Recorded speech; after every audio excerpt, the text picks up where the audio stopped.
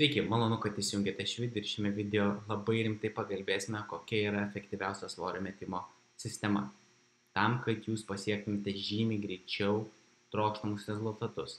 Daugelis specialistų sako, reikia atsisakyti vaisių, reikia atsisakyti pieno produktų, reikia neskaičiuoti kalorijų, reikia laikytis keto dietos, reikia laikytis vegetarizmo ar bet kažkokios kitos dietos. Arba dar juokingiausia būna, kai sako, nevalgykite pieno produktų, nes jie rūgsta organizme ir būtent tai jums neleidžia numesti svorio.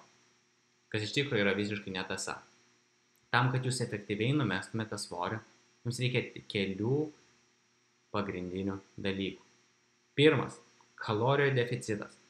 Nesvarbu, kokios dietos laikotės, ar tai būtų daug baltymų turinti dieta, ar tai būtų keto, ar tai būtų protarpinis badavimas, ar tai būtų bet kas kitas. Visos dietos veikia dėl kalorijų deficito, tai todėl nepamirškite šito dalyko.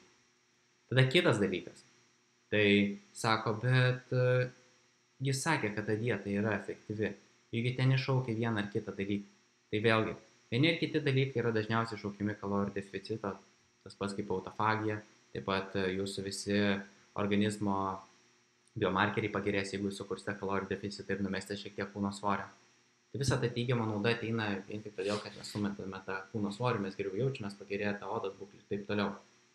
Jeigu jūs tai padarysite, tai valio. Tada kitas dalykas, tai kai žinote, kiek jums reikia kalorijų suvartoti, jums reikia suvalgyti pakankamai maistinių medžiagų. Kiti sako, valgyk sveikai, sportuok daugiau, numesi svorį. Kas yra neteisinga, jums reikia valgyti subalansuotą maistą. Tai reiškia, kad pagrindinis svorio metimo reikalingas elementas yra pakankamas baltymų suvartojimas. Tai stenkitės suvalgyti bent jau mažiausia norma yra 1,3 gramo kūno kilogramui metant svorį. Jeigu tą pasieksite, jūs tikrai garantuoju geriau jaustis, svorio metimas bus lengvesnis, geriau atrodysite ir viskas bus super. Tai yra efektyviausia svorio metimo sistema. Prisimenant, kad kalorijos yra svarbiausias dalykas, tada yra maistinės medžiagos.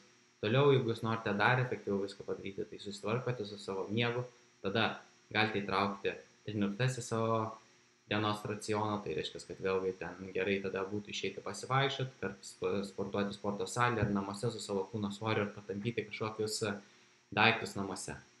Jeigu jūs tai galite padaryti, aš garantuoju, kad jūs pasieksite labai puikių rezultatų.